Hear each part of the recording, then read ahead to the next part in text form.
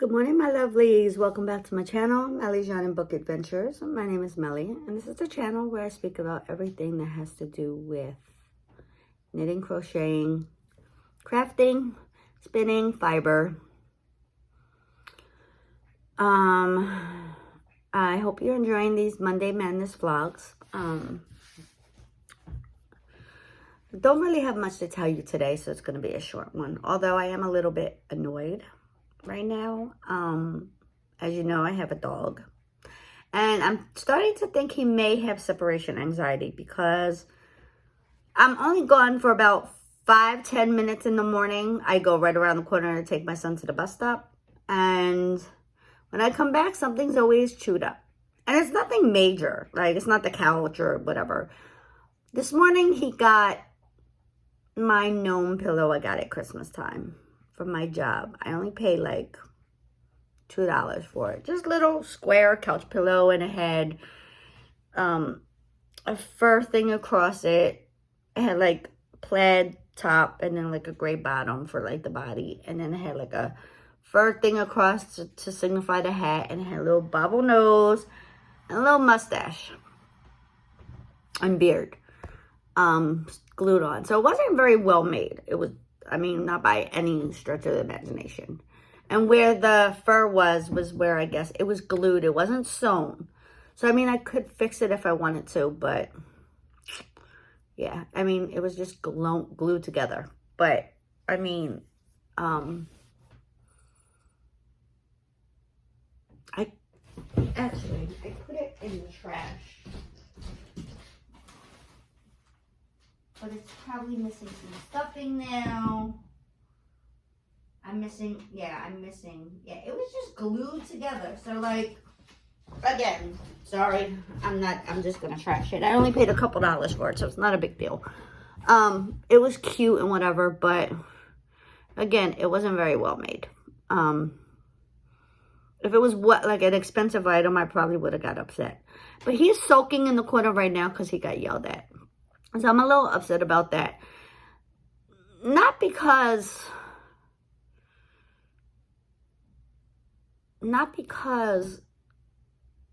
you know, I understand we've only had him almost 2 weeks. I don't know what his background history was. We adopted him again from the rescue. So, I mean, he possibly, and then he was a street dog. He doesn't like to, I know he doesn't like to be left alone. Like, we're trying to get him used to being downstairs by himself. Now, I know that, like, last night, my husband didn't let him out before he came upstairs to bed, or upstairs to the room about 8:30-ish, 9 o'clock. Maybe later. Usually I let him out before, you know, at the end of the night when everybody's in bed. And then my daughter takes him, my oldest one takes him in her room, and he stays in there and he's fine. But I've noticed if he's left by himself, he does something to get your attention. Whether, like I said, it be break my pillow. And I don't even know, I mean, he didn't even eat it or anything. It was like he just opened it and scooped out the stuffing. Like, he didn't tear it or chew on it or anything. So, and then last night he went to the bathroom near my back door, which you kind of can't get mad because it was near my backyard door. So at least, like, he knows. Usually I have a pad there. Somebody didn't put a pad back down, and I thought I did. So, you know, owner error. I didn't yell at him. I asked him, did you do that? Like, he could have barked. He could have let us know something. But we're still getting used to each other. So I don't, you know, but again, I think he has separation anxiety. He seems to do something. But he's not a bad dog. He's a very calm, very sweet dog. And I'm thinking about getting a large crate to crate him when we're not at home, because he doesn't act out. Like, he doesn't do anything. Like, you walk in the house and he'll be laying there with whatever it is he decided to steal and chew on. And then I'm like, oh, did you do that? And he'll go and lay in his spot and he'll sulk. So he knows what he's doing is wrong, but he wants, it's like, he needs something to come, and he has toys. He has lots and lots and lots of toys. So, I don't know. I think he gets mad when we leave. But I can't take him with me in the morning to take my son to the bus because it's a struggle to hold a dog and a child, you know.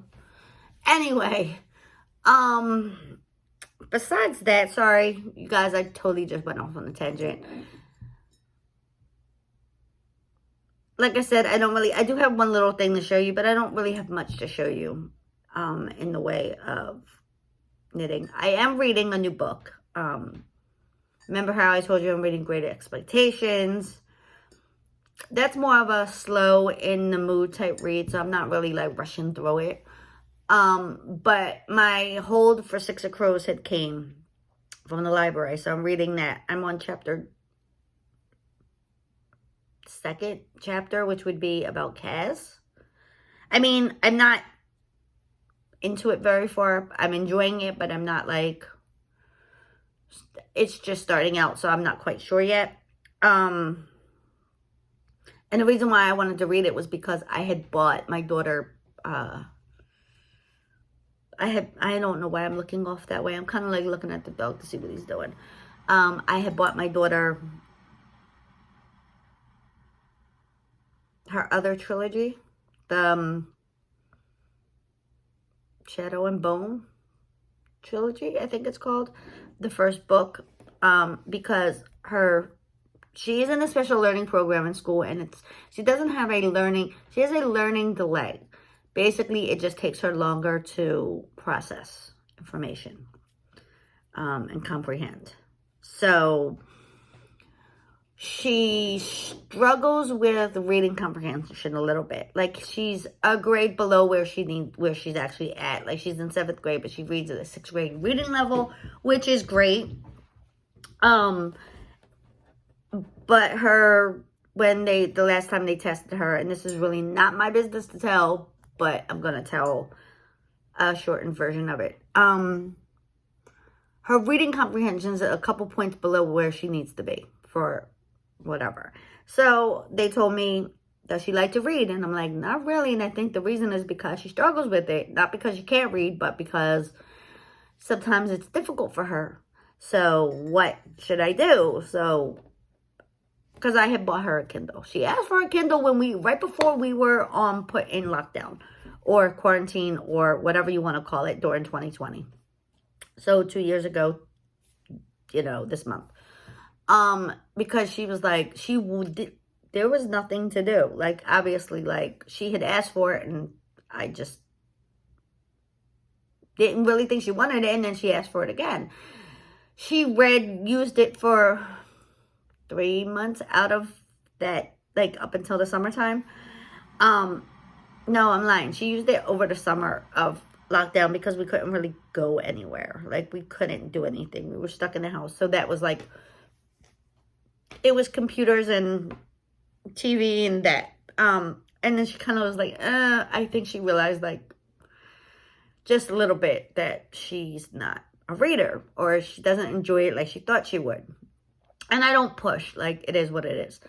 But her teacher told me, get her to read 30 minutes a day. So I bought her a couple books I thought she would like. And the thing is, like, I don't think she knows what she likes to read. Like, she doesn't have that book. So I was like, okay, I was in Target. I was like, oh, this is interesting. It's about vampires. It's, whatever. It's a young adult book. She's a young adult. Like, maybe it'll appeal to her. So I got her that. And then I got the other Libra. Like, maybe she likes fantasy and whatever. So, like, she has a different range of books. Like, and I wanted to read Six of Crows because I'm like, I just because I liked it doesn't mean she's going to like it. But, hey, you might enjoy this, I read it and I thought you would enjoy it. It's whatever. So, yeah. I just went off again. Anyway, so, yeah. So, I'm reading Six of Crows for that reason, to see if maybe she would like to enjoy it. And if she does, I'll buy her a physical copy of it. But I'm waiting to read the book that she's reading because I really want to read the book now that she's reading. And she's only on like chapter 2 because she had to start all over again last night. My husband was like, hey, have you been reading? And she's like, no, reading's not my thing. And he was like, but wait a minute. You don't get homework. They don't send them home with homework because they try to, like, you know, they don't want to stress them out so much and overload them, which I think is a great idea. He goes, you don't get homework to take home, but your one assignment that you're supposed to do that we were told you have to do is read for 30 minutes a day. It's not that hard. You don't have to speed read. Just read. Like, that's the point. Just read. So last night I was like, I'm coming upstairs. I'm going to read my book. You're going to read yours. I'm going to set a timer. You're going to read one chapter. Chapters aren't that long. Read one chapter. And then tell me what it's about. Obviously, I'm going to get the story from her, but I'm not going to get the story the way. I'm going to get it in her own, how she interprets it. So that's fine. But she was like really upset because she was like, you're forcing me to read and it's not my thing. And I'm like, I'm doing it because you need to, just because you can read doesn't mean you understand what you're reading. And the point is for you to understand what you're reading. Okay, I just went off on a 10-minute tangent about books and dogs. All right. So that's what I'm reading. I'm reading Six of Crows. Yes, I have a Christmas coffee mug. It's miserable outside and kind of cold and dark. Okay, so on to knitting. Excuse me. On to the knitting. Do you remember? Of course you remember. It was just yesterday. Okay, so you know I'm knitting my sock, right? Which I'm not going to have enough yarn for. I know it. So I was knitting them on my 9-inch circs. My hands have decided that's not a good idea.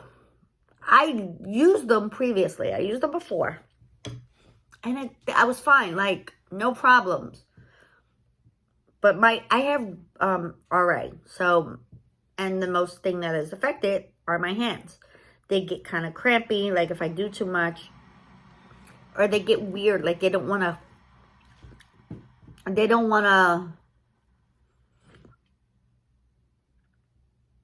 function correctly. Like, they're not, they just feel funny.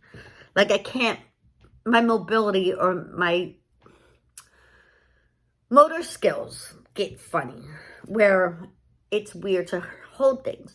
So I had to switch to my, let me get that before doggy gets that. I had to switch over to my trusty DPNs. And I'm using Leica. I had bought these to try them out. DPNs 2.25. And my hands, like literally within 5 minutes of knitting on them, my hands went back to normal. So I think it's because I have more to hold on to when I hold the DPNs versus the tiny little needles of the, like, I can relax my hands a little bit more because there's more stuff to hold on to versus the sock circumference seems to be more spread out than on 9-inch circs. So my hands tend to relax a little bit more than, say, if I was knitting on the circs. And I tend, it seems, to be faster for me on DPNs. So I found that kind of odd because I never had that issue before. And I guess it's muscle memory. You know, your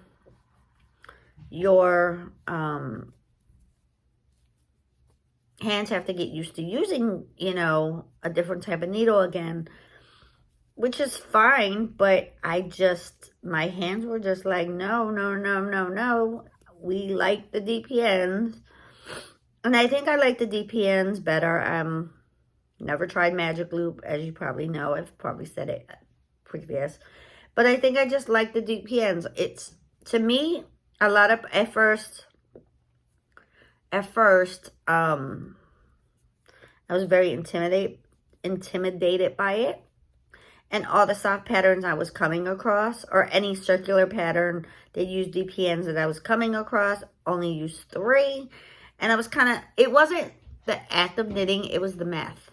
I was afraid of the math because I can do math. I don't like to. And obviously, like now we have phones or whatever. I don't have a problem with doing math.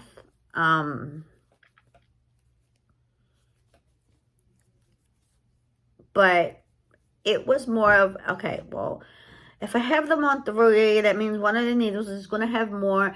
And it was more of like the figuring out, like, okay, how do I space them out? And, you know, how do I do this heel? And, you know, it was a learning curve for me.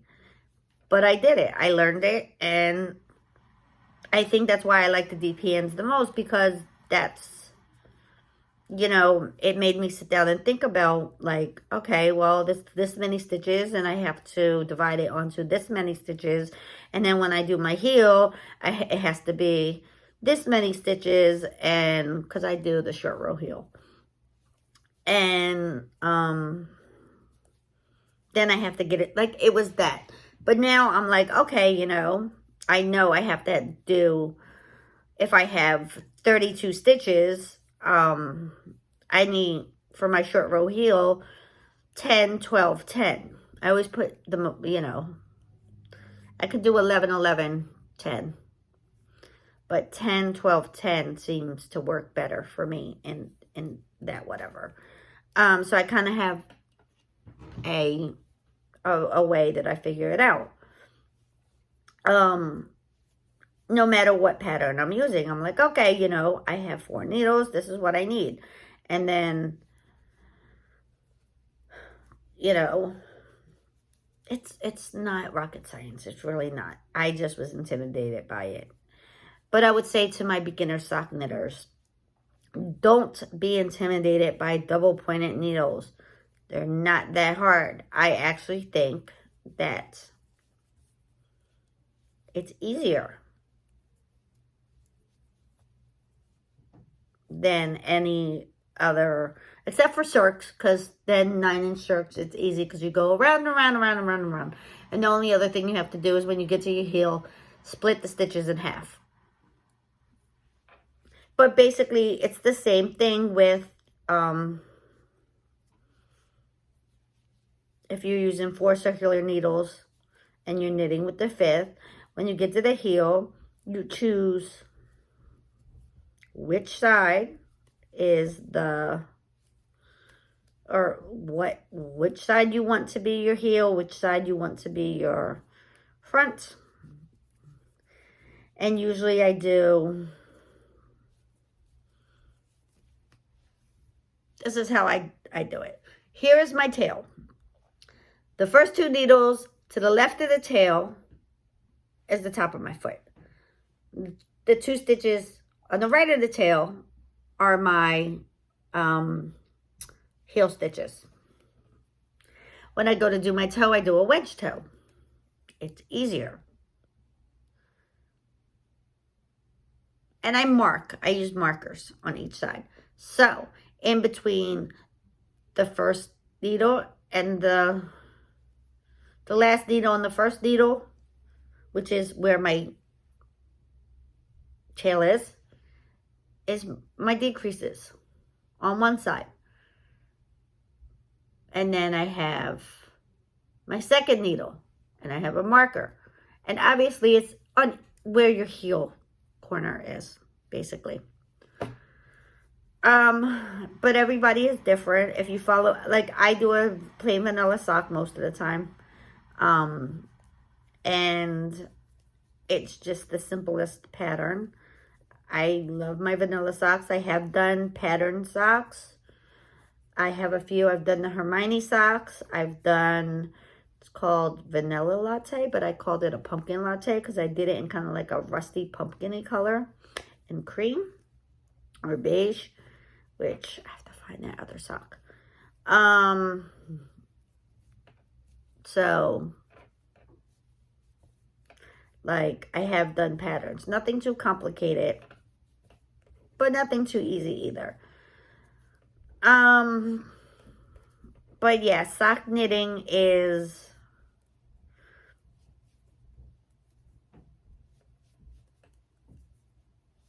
I'm glad that I started it. I guess I'm a sock knitter. We'll just say I'm a sock knitter and a sweater knitter. The most. I like knitting socks and I like knitting sweaters. And I do dabble out and do other things. I do. Like, I do hats, I do shawls, I do fingerless gloves. But my go-to is socks. And I guess sweaters now. Who knew? But mainly I just want to knit all the things.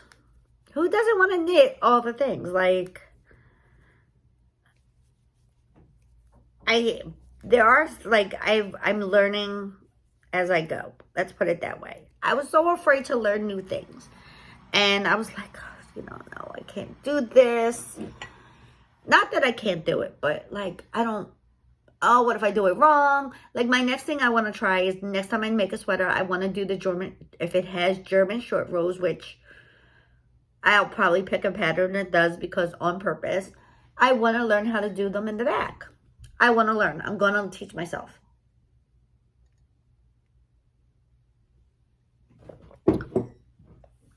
I'm not going to be scared by it.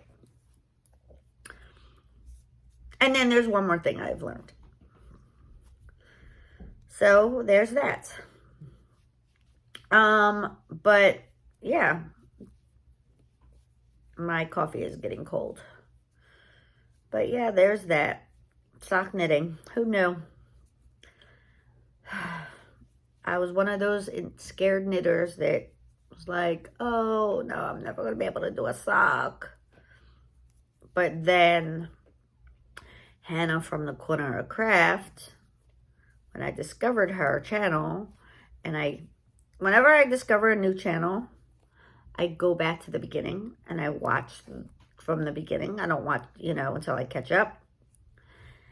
And she really inspired me to try. Like, I'm going to give Hannah the credit. Oh, sorry, I kicked the table.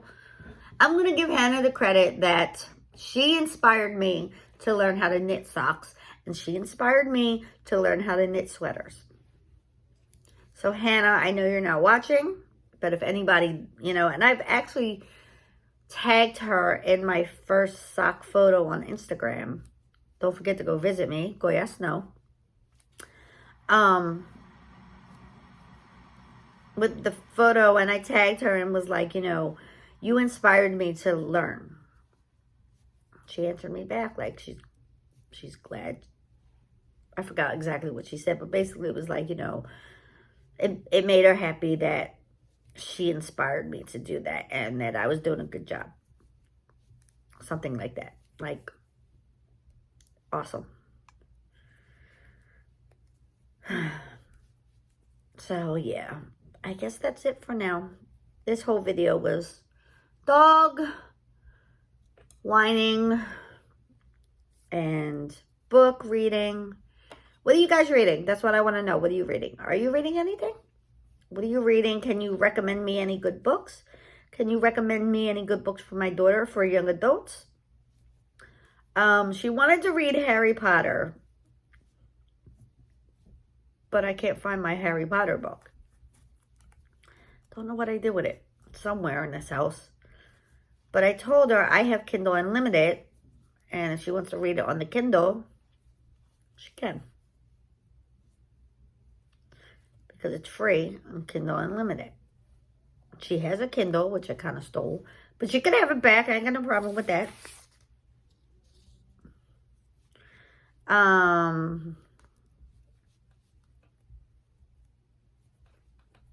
So, yeah. That's about it. I'm going to let you guys go. Hope you enjoyed this little chat. Sorry, my nose is itchy. I hope you enjoyed this little chat of rubbish and random stuff. But that's why I'm calling my vlogs March Madness, because it's madness. Like, just random stuff. So, I'll talk to you guys later. Don't forget to like, subscribe, send me a comment down below, letting me know that